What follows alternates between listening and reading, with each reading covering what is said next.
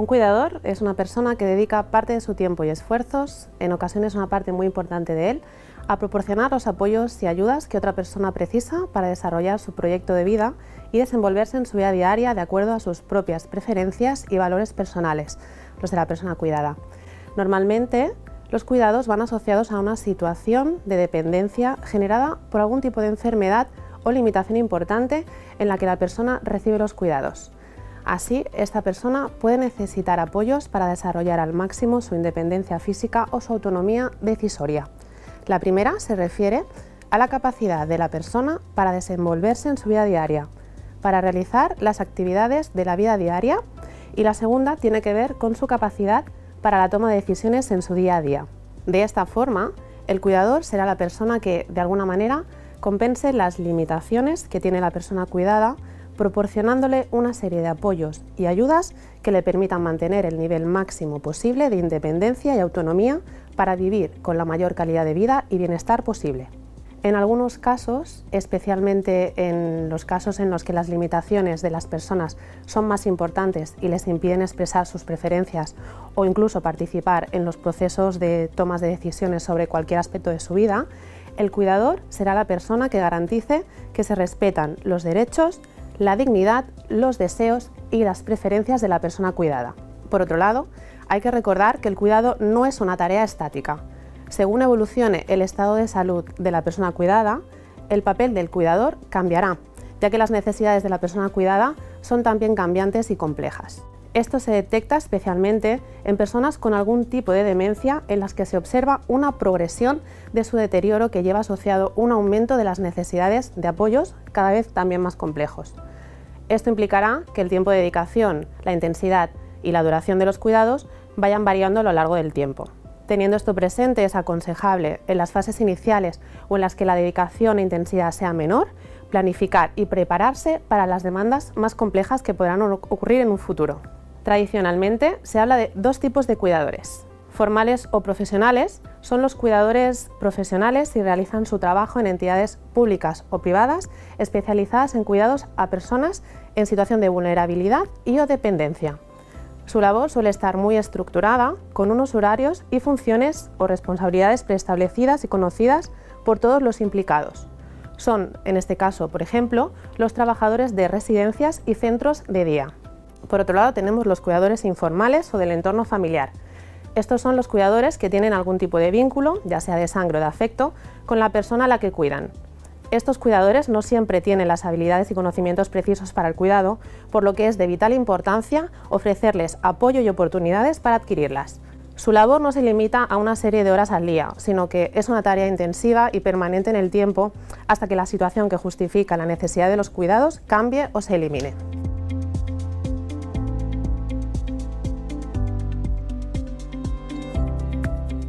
En primer lugar, es importante prepararse y planificarse para el cuidado. Es necesario informarse sobre la enfermedad de la persona a la que se cuida, así como planificar cómo se realizará el cuidado y se compaginará con otras responsabilidades que tengas. Se debe acondicionar la casa para crear un entorno seguro para la persona y se deben también organizar y clasificar contactos y documentos importantes e identificar a las personas que pueden servir de apoyo en el cuidado, conociendo previamente en qué medidas se podrían implicar. En segundo lugar, es importante entender la enfermedad de la persona y tener información precisa de su estado y posible evolución. Así se podrá planificar el cuidado a lo largo del tiempo. En tercer lugar, es importante poder planificar adecuadamente los cuidados.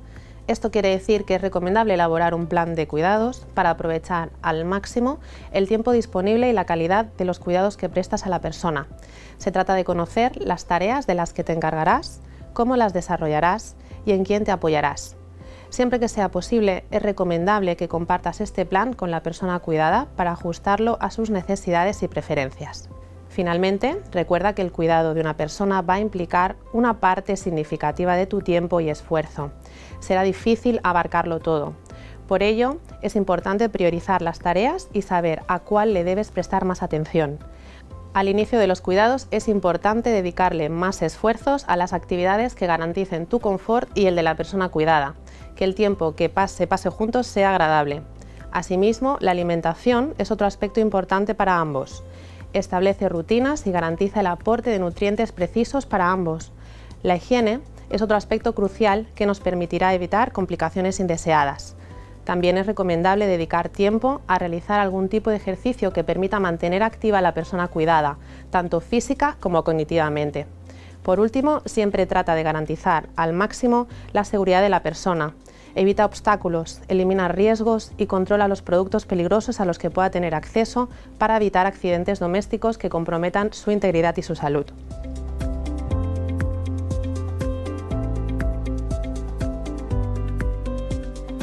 Cuidar de una persona no es una tarea fácil ni sencilla.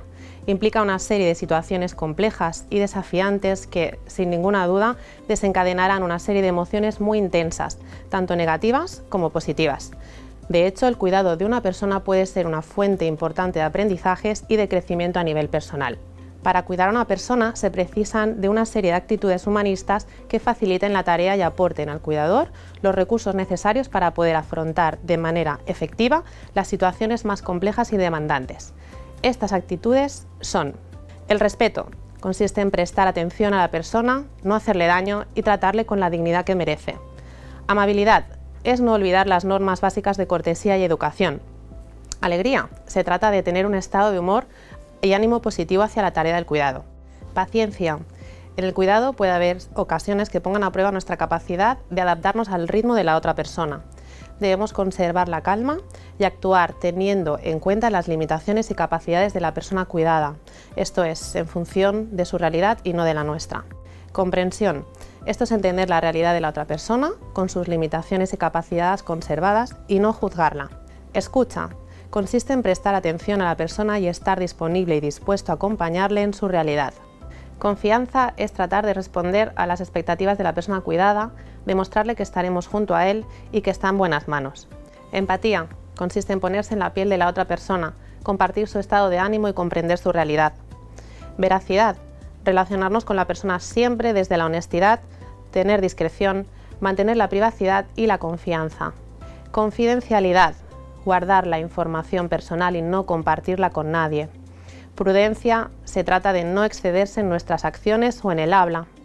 Tolerancia, aceptar las diferencias interpersonales y respetar al otro. Y por último, la humildad, que consiste en reconocer que no se sabe todo y que tenemos límites. No hay que creerse por encima de los demás.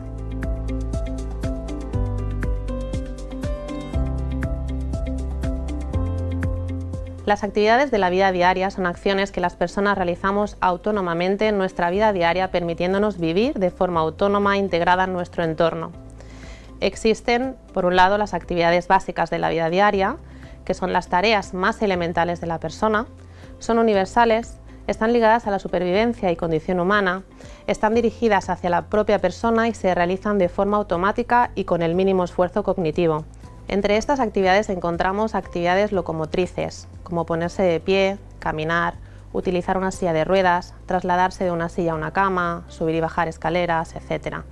Actividades del vestido, ponerse y quitarse la ropa, atarse los zapatos, abrochar botones, elegir la ropa. Actividades del aseo e higiene, como por ejemplo ir al baño sin ayuda, peinarse, afeitarse, lavarse los dientes o la dentadura, bañarse, ducharse, lavarse la cara, y actividades relacionadas con el control de esfínteres o actividades relacionadas con la alimentación, como por ejemplo el uso de cubiertos, beber de un vaso, etc. Por otro lado, tenemos las actividades instrumentales de la vida diaria, que son actividades más complejas y su ejecución requiere de un mayor nivel de autonomía e independencia. Se caracterizan por tener un mayor sesgo cultural, están ligadas al entorno, son acciones intermedias para poder realizar otra acción y suponen mayor complejidad cognitiva y motora.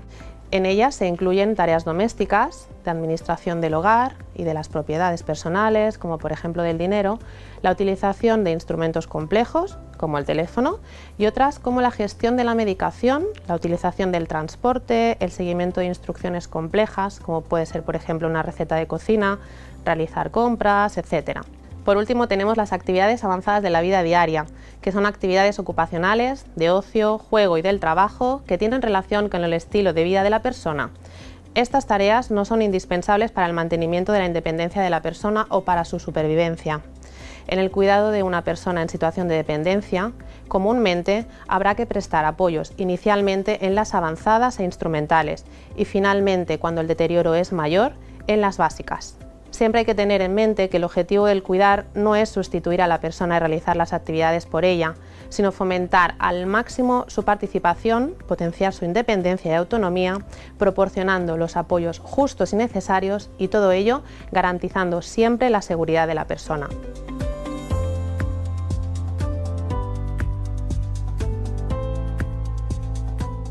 Los primeros auxilios son la atención inmediata y temporal que se da a una persona que ha sufrido un accidente o una situación de emergencia, en el mismo lugar del accidente y hasta que llegue la ayuda médica. Como norma general, en los primeros auxilios hay que seguir el siguiente orden. Primero debemos proteger. Antes de actuar hay que asegurarse de que no hay ningún riesgo más y que se está fuera de peligro. Posteriormente deberemos avisar. Siempre tendremos que avisar a los servicios sanitarios para comunicar el accidente y que nos orienten sobre las acciones a realizar. Por último, hay que socorrer. Una vez hemos protegido a la persona y avisado a los servicios sanitarios de la emergencia, se actuará sobre la persona.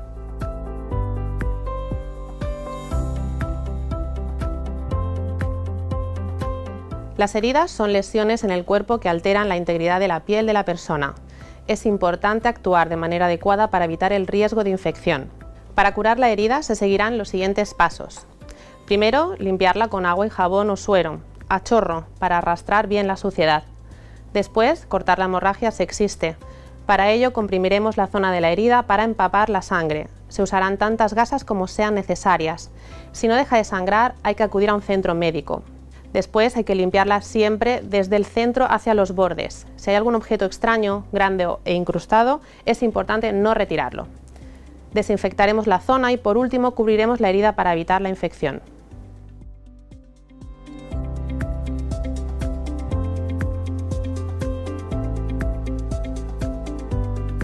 Una quemadura es una pérdida de la continuidad de la piel que puede producirse por fuego, líquidos calientes, gases calientes, sólidos calientes, electricidad, ácidos, por el sol, etc. Las quemaduras se clasifican en función de su profundidad. Existen las de primer grado que afectan a la epidermis. Hay enrojecimiento, inflamación y dolor. Las de segundo grado llegan a la dermis y en estas aparecen ampollas muy dolorosas. Por último, las de tercer grado afectan a todas las capas de la piel y llegan a estructuras más internas. En ellas se observa un aspecto carbonáceo o blanco. No hay dolor porque en este caso se han destruido las terminaciones nerviosas. Ante las quemaduras, en primer lugar, se retirará a la persona de la fuente de la quemadura. Se aplicará agua del grifo o suero fisiológico durante unos 10 o 15 minutos. Lo recomendable es sumergir la zona quemada siempre que sea posible. Posteriormente se secará la zona y se cubrirá con una gasa estéril. Nunca se arrancará la piel de las ampollas, ni se aplicarán pomadas o remedios caseros.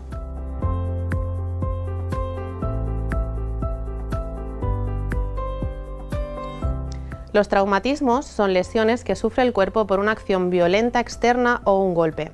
Puede afectar a los tejidos blandos, como los músculos o la piel, o a los duros, como pueden ser los huesos. Ante una contusión, que es el golpe pero sin daño aparente en la piel, se aplicará frío en la zona y se elevará la zona golpeada para evitar la inflamación.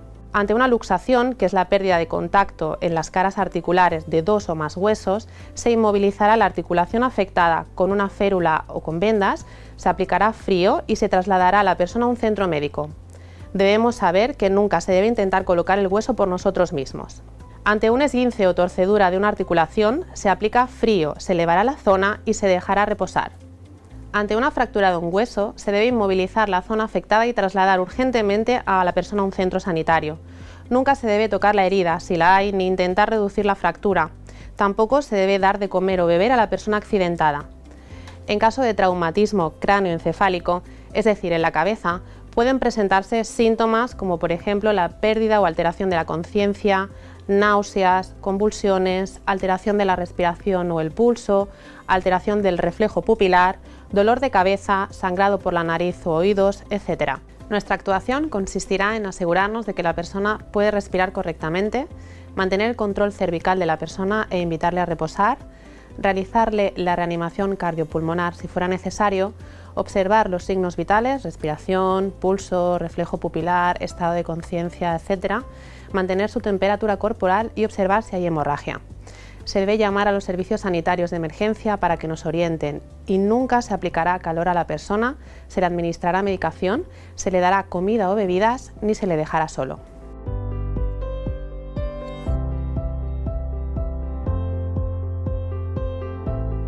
La asfixia es la supresión del flujo respiratorio total o parcial, privando de oxígeno al organismo. Siempre debemos guardar la calma, aflojar la ropa de la persona y ponerla en una situación cómoda, colocar a la persona en posición lateral de seguridad si está inconsciente pero respira, controlar sus constantes vitales y avisar a las emergencias, sobre todo nunca dejar sola a la persona. Nunca se debe dar de beber o comer a la persona en situación de asfixia. En caso de asfixia por atragantamiento, si la persona puede toser y hablar, se le animará a que siga tosiendo hasta que expulse aquello que le está provocando la obstrucción y nos aseguremos de que su tos no se vuelve más débil o que la dificultad para respirar sea mayor. Si la persona no tose, no habla y su piel se vuelve pálida, se le darán 5 palmadas en la espalda y 5 compresiones. Para ello, colócate al lado y ligeramente detrás de la persona, sitúa una mano en el pecho e inclina hacia adelante, da 5 palmadas fuertes entre los omóplatos y realiza la maniobra de Heimlich. Esta maniobra se desarrolla siguiendo estos 3 pasos. Primero cogeremos a la persona desde atrás con el puño de una mano cerrado y rodeando esta mano con la otra entre el ombligo y esternón de la persona y la inclinaremos hacia adelante. Después realizaremos compresiones hacia adentro y hacia arriba, como si quisiéramos levantar a la persona. Hay que ir supervisando si el objeto atragantado se expulsa. Después realizaremos 5 compresiones y las alternaremos con 5 golpes entre el espacio entre los omóplatos y repetiremos la secuencia hasta que la persona expulse el objeto con el que se ha atragantado. En caso de pérdida de consciencia, se inicia la reanimación cardiopulmonar.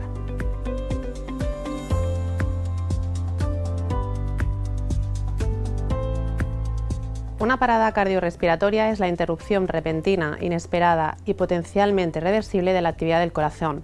Si no se toman medidas ante una parada cardiorrespiratoria, realizar la reanimación cardiopulmonar, la persona moriría. Antes de iniciar la reanimación cardiopulmonar, primero hay que garantizar la seguridad de la persona y determinar su grado de consciencia. Si la persona está consciente, se le coloca en posición lateral de seguridad y se valoran sus constantes vitales. Si no lo está, se debe comprobar la apertura por la vía aérea. Si la persona no respira, se debe llamar a emergencias y comenzar la reanimación. La reanimación cardiopulmonar se realiza de la siguiente forma. Primero colocaremos a la persona boca arriba y nos situaremos a un lado de ella. Buscaremos el punto de compresión que está un par de dedos por encima del extremo inferior del esternón. Colocaremos el talón de una mano en dicho punto y la otra por encima de ella, con las manos entrelazadas. Extenderemos los brazos perpendicularmente al pecho de la persona y ejerceremos fuerza suficiente como para hundir su pecho unos 5 o 6 centímetros a un ritmo de 2 compresiones al segundo, entre 100 y 120 al minuto. Realizaremos 30 compresiones y 2 insuflaciones. Para la realización de las insuflaciones, realizaremos la maniobra frente-mentón para abrir las vías. Se coloca una mano en la frente de la persona, se apoya la otra en el mentón y elevamos el mentón hacia arriba y adelante, desplazando la frente hacia atrás en un mismo movimiento. Pinzamos la nariz, sellamos la boca de la persona con la nuestra e insuflamos el aire observando que el pecho se eleve durante un segundo. El último paso consiste en retirar nuestra boca para dejar pasar el aire. Es importante realizar la reanimación cardiopulmonar hasta la llegada del equipo sanitario de emergencia o hasta cuando la víctima se recupere. También es importante tener presente que es una maniobra que implica mucho esfuerzo, por lo que la persona que la realiza puede quedar exhausta. Por ello es recomendable solicitar ayuda y colaboración a alguien cercano. Es importante también que nunca dejemos sola a la persona.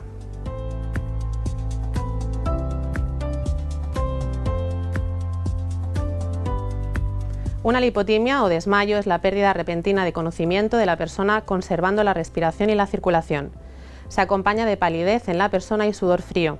Ante un caso de lipotimia se debe aflojar la ropa de la persona, tumbarla elevando las piernas por encima de la cabeza o ante síntomas iniciales sin desmayo, sentarla y colocar su cabeza entre sus piernas.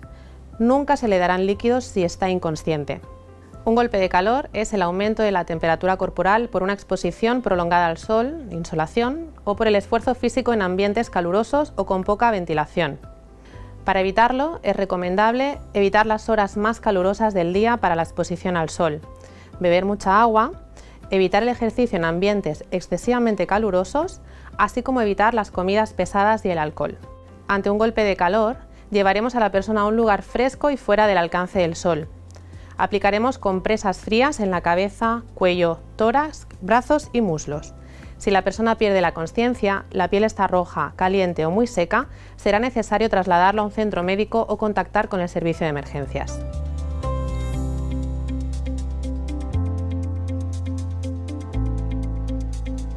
La posición lateral de seguridad es la postura que debemos garantizar en personas que han perdido la consciencia.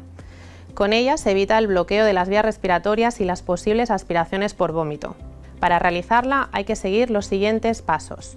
Primero, coloca a la persona boca arriba, en decúbito supino, y sitúate de rodillas a su lado, flexionando el brazo de la persona más cercano a ti a unos 90 grados, como si colocara la mano por encima de su cabeza y con la palma hacia arriba, como si estuviera realizando un saludo o levantando la mano. Después, cruza el brazo de la persona más distante a ti sobre su pecho, con la mano en su mejilla contraria, y flexiona la rodilla de la persona que queda más alejada de ti. Por último, apoyándote en la rodilla flexionada de la persona y en su hombro más alejado de ti, tira de la persona hacia ti para girarla sobre su cuerpo, hasta que su rodilla flexionada se apoye en el suelo.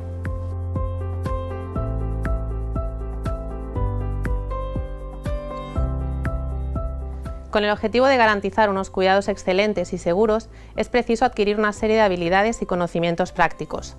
Estos conocimientos nos ayudarán a cuidar mejor y, por lo tanto, a mejorar el bienestar y la calidad de vida de la persona a nuestro cargo. Podemos dividir los cuidados en básicos y en específicos. Entre los primeros se incluyen los conocimientos necesarios para poder apoyar a la persona en la realización de las actividades más básicas de la vida diaria y que de alguna forma son comunes a todas las situaciones de cuidado. Así, es fundamental adquirir habilidades para la higiene de la persona, la alimentación, el vestido, las movilizaciones y transferencias y el cuidado del entorno. Entre los segundos, los específicos, incluimos los conocimientos que nos permitirán apoyar a las personas en función de sus necesidades específicas. Además, es posible que no todas las personas necesiten este tipo de apoyos, o al menos no siempre los necesitarán. Entre ellos se incluyen los conocimientos para el manejo de la incontinencia, urinaria y fecal, la prevención y manejo de las caídas, las sujeciones físicas, la adherencia terapéutica y el consumo y almacenamiento adecuado de los medicamentos, las conductas desafiantes, tácticas de comunicación, habilidades de autocuidado, instrumentos de protección jurídica, recursos generales y servicios de ayuda al acompañamiento al final de la vida y el duelo.